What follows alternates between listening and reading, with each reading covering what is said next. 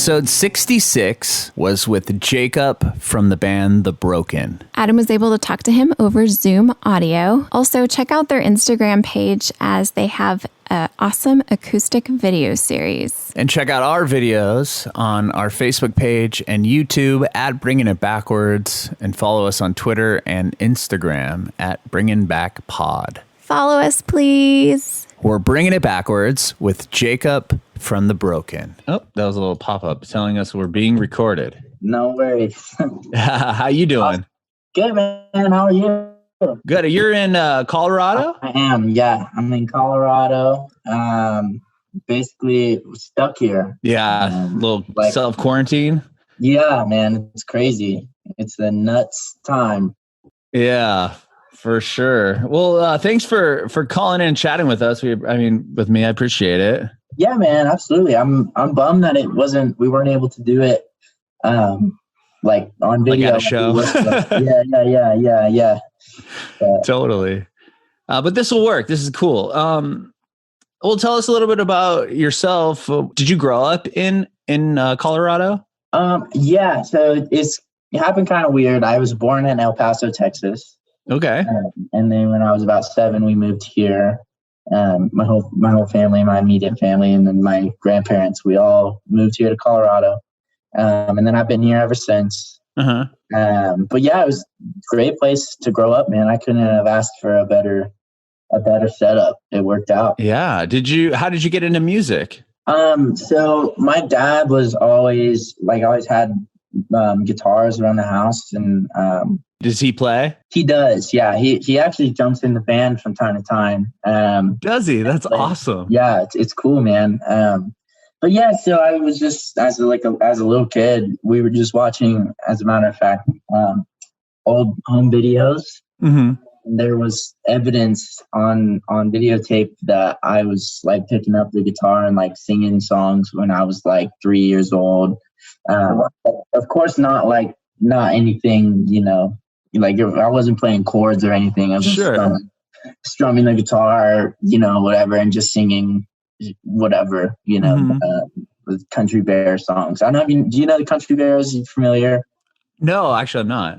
So they're like a Disney attraction, and they had like a show. It's like a bunch of animatronic bears. Oh yeah, I know what you're talking about. Yeah, apparently I got hooked on them and was just like, dude, this is sick. And so I knew all the songs. There's a little CD of all the songs on it. And when I was a kid, I was obsessed with it. So I knew a song or two from there, like that was just like with the vocals and stuff. And so I was strum the guitar and sing. And it's crazy. I don't remember doing that ever. But yeah, like from that age on, it was just music.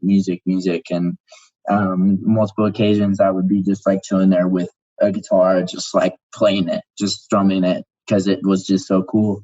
And then when I was about 8, I came across Zeppelin and Michael Jackson, and just like people of that realm that were starting like a movement with their music. And I was like, oh, this is like awesome. Uh-huh. And I was like, I want to do that. I want to perform. I want to be someone that writes music and plays music in front of a crowd.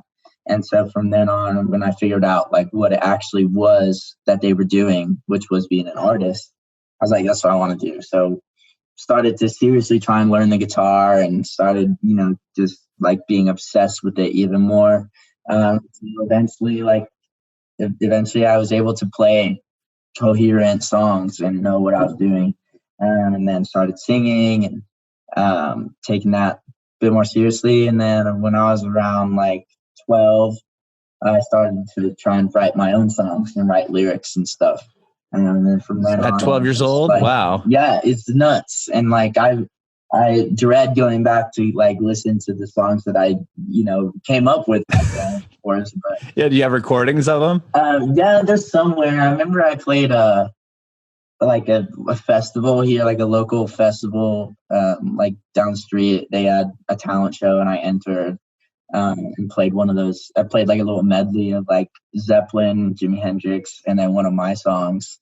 And I've heard it, and I was like, oh man, good Lord, that is that. Yeah, I was like, man, You got to start. But to be able to pull off Zeppelin and Hendrix. Yeah, exactly. That's pretty impressive. It was good, man. It was fun. I mean, I like guitar for some reason came just super natural and easy to me. But I think it's just because I was obsessed with it so much that I would not stop until I could play.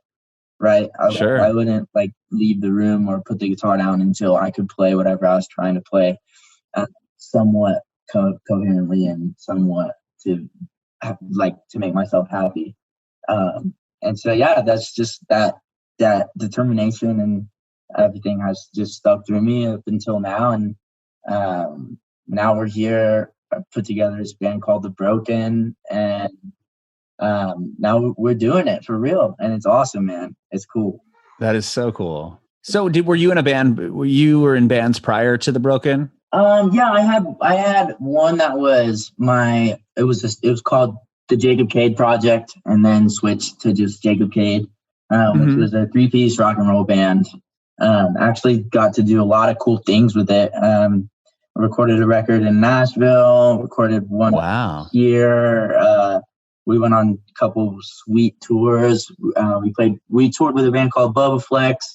We did a show with Steel Panther. We did a show with Dawkins, a couple shows with Winger. It was very much influenced by Slash's, like Slash, and featuring Mindscape and Conspirators, Guns N' Roses, Motley Crue, that type of stuff. That's awesome. Yeah, man, that was what I was into, still am into. And how old were you when you had that band? Well, it started when I was about 13, 14 was when I played the first show. And then where did you guys play for the first show, if you don't mind me asking? No, not at all. The first one, so there was two. The first one, the very, very first show I played with the band was at a little place called Bushwhackers. It was like this tiny, tiny dive here on Broadway, and it actually doesn't exist anymore. But we played there one night, and then the next night we played at Herman's Hideaway, which is pretty well-known place here in Colorado. Which also, I feel like I've heard that name before. Yeah, that venue name. Yeah, everyone here is like, "Oh, you play at Herman's? Oh, yeah, cool." Like, oh, okay, yeah. So it's a spot that people recognize. Yes, exactly. And so that was it just kept going on and tried to get it bigger and bigger. Eventually it came to a point where I wasn't fulfilled with rock and roll as I once was, and I wanted to do something different. And so it came to a point where it's like, man, I'm gonna just write something else that I enjoy playing again, and that I can really dig deep into. And around that time, I was kind of going through like a rough time, and it had to do with a relationship that had ended, and it was just like the world was ending. It was horrible. And I come across this band called Neck Deep. Oh, I love Neck Deep. They're amazing, man. I love them. And they became immediately my favorite band. That's cool. Was just so into them. And then I went to go see them in Boulder on a whim. I just saw they were playing one night, and I was like, dude, I'm just going to go. And so I just went right after work, drove up there, and that's like an hour and a half drive.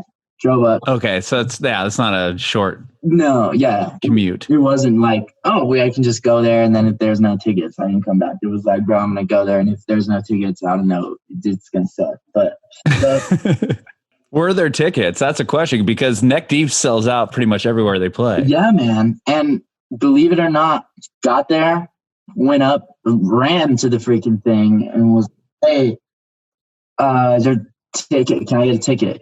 I just need one. And they're like, yeah, man, it's half full. And I was like, what? I'm like, yeah.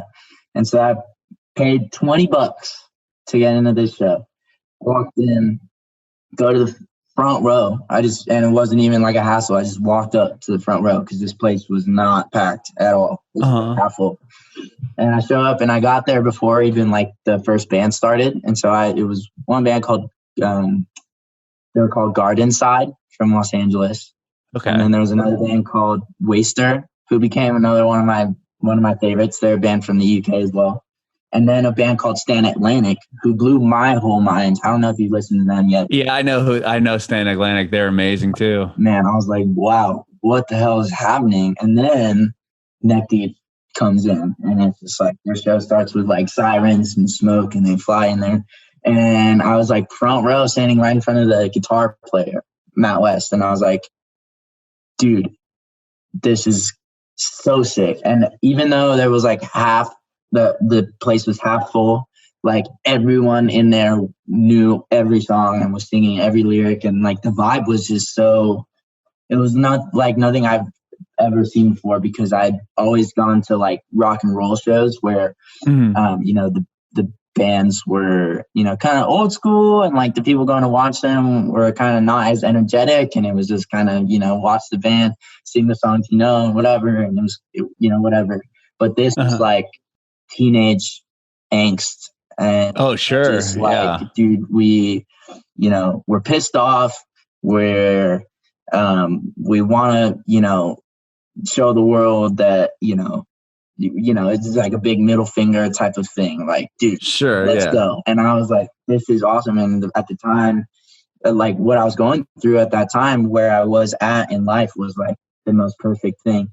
And so then eventually during that show, I was like, I can do this. I bet you I can do that. You know, I can write some music like this. And then like after that show, I went home, of course, had like a whole new catalog of music to listen to from those like 4 bands. Started digging into pop punk a little more, listening to Mayday Parade, like Blink-182, of course, Stan Atlantic, Bring Me the Horizon, just like stuff like that, like, you know, cool, yeah, stuff.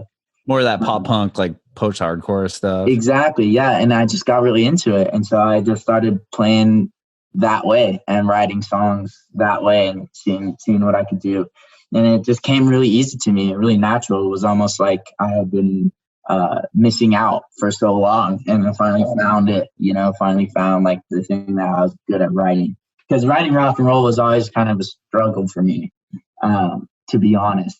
Did you feel like it just, I don't know, like, was it just like an age thing? Like, I don't, what would you, why was it hard to write the rock and roll songs? Was it hard to connect to it? I think that was it. I think it was hard to connect to it. And I'm a very like feely person. And a lot of the stuff that I was like really into, a lot of the bands I was really into, was all about, you know, the party and the girls and the whatever. And those were, I didn't know that you could really write songs about, you know, your feelings. And I was never kind of opening myself up to doing that. And always paid more attention to the guitar and what the music was doing rather than what the vocals were saying.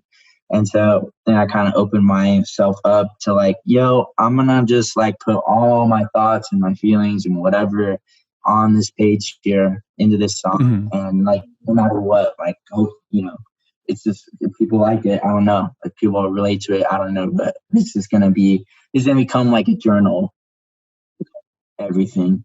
And so that's kind of how I viewed it. And the stuff ended up coming out pretty good. I was like, man, I like this, and this is fun to play. Yeah. And that was the most important part, was that it was fun. And it's just like held this thing of like, man, I enjoy this a lot.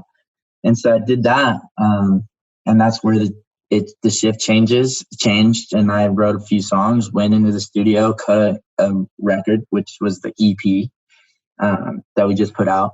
Oh, so that was all you? Was that all you on the recording? It was, yeah. Wow. And then you just picked up players after you had the record put together? So yeah. So wrote the songs, recorded the record. And as I was recording the record, we got a tour for Jacob Cade, that band, to go out on the road. And I needed a band because I didn't have one. And so I had just started playing at this church here in Parker called Crossroads. And I met there a guy named Mike Bokenkamp, who is now the drummer in The Broken. But I met him and I was like, hey, I have this tour. Do you want to come on it with me? And he was like, skittish at first, didn't really know who I was. We just met. And then eventually he said yes. We went out, and then a guy named Bailey Raymond came out with us as well to play bass.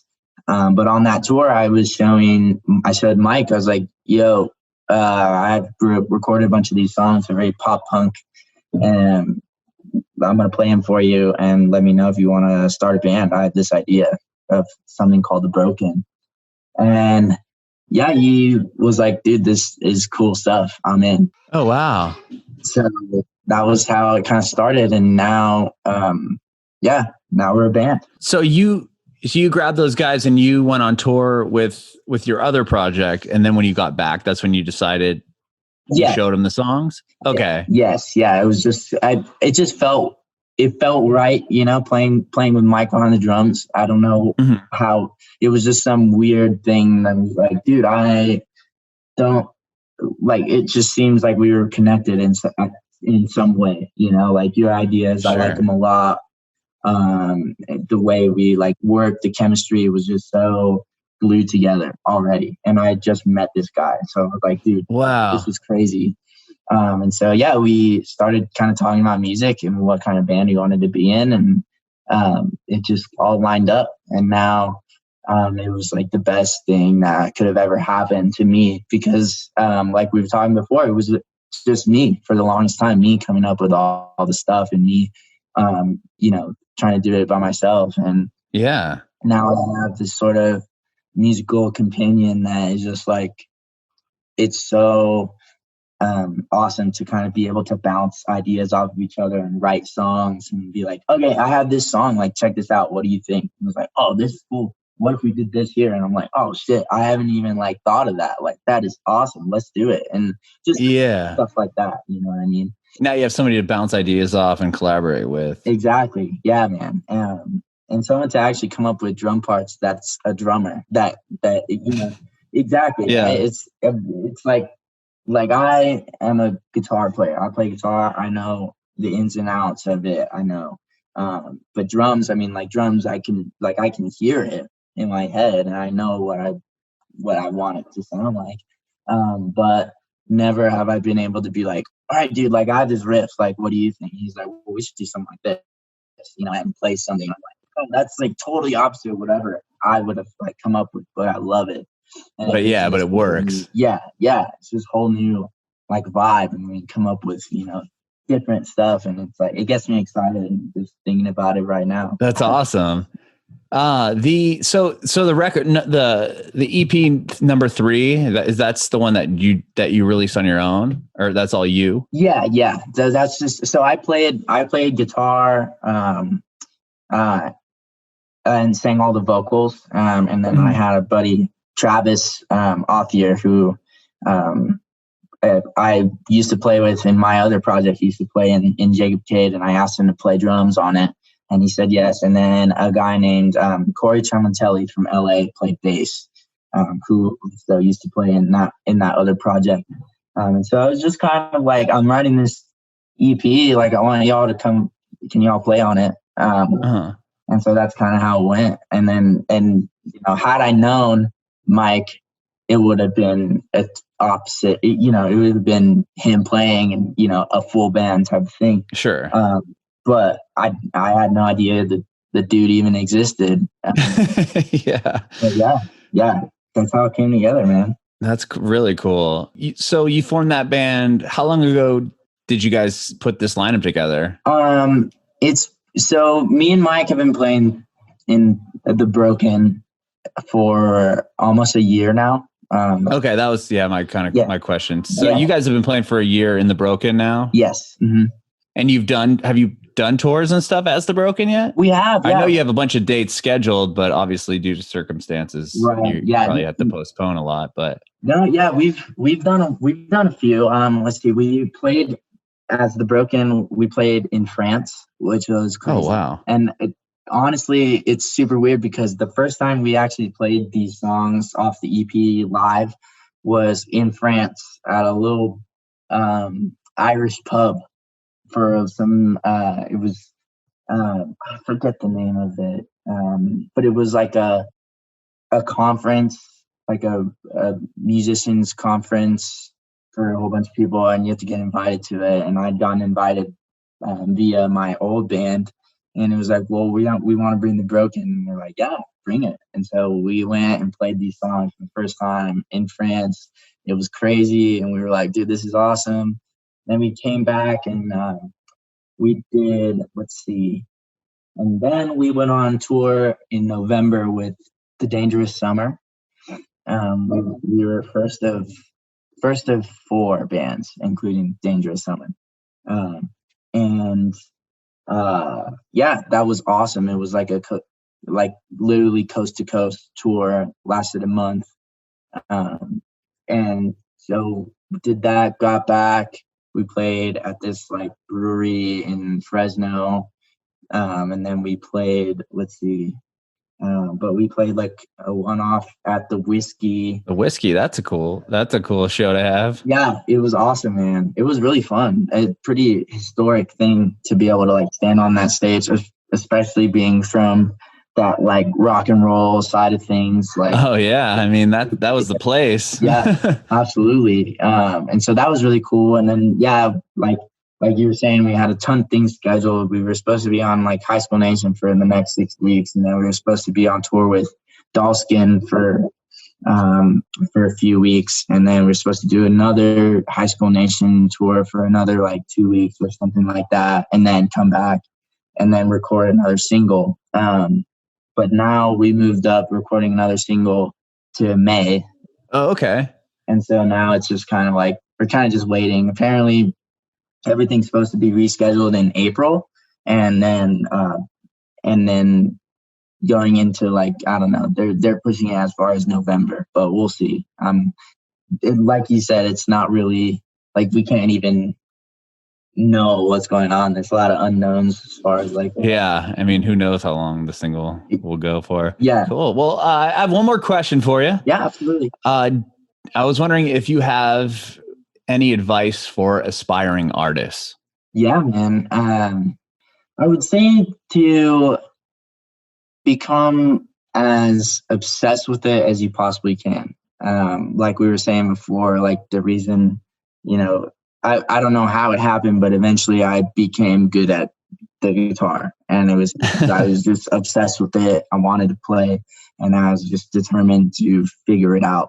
And it was just one of those things where it was like, nah, man, I'd literally rather be playing guitar in my room than anything else right now.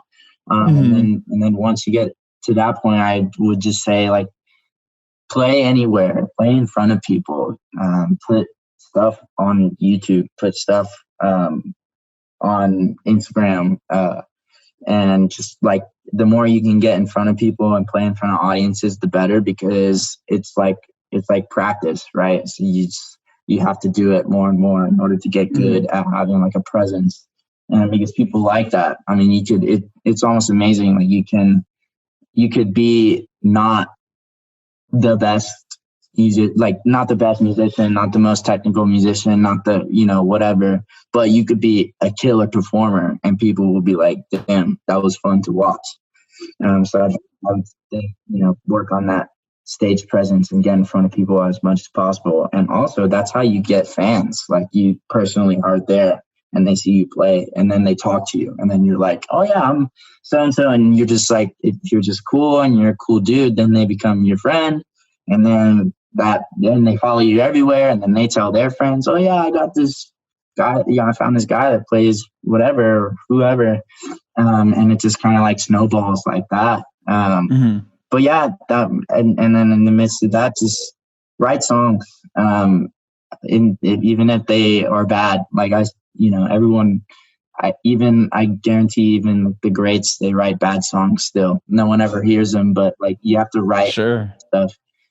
Like I write ton of horrible songs, and I mean, just to me, like I write them and I'm like, oh man, like started out good, took a turn, I don't know, but you kind of get you just learn from it and you realize, okay, so this is where I went wrong here, and this is what I need to work on. Maybe like work on writing choruses. I need to work on writing verses. My melodies need to I need to figure out something out with that. So yeah, just repetition, man, in every part of it. That would be my advice.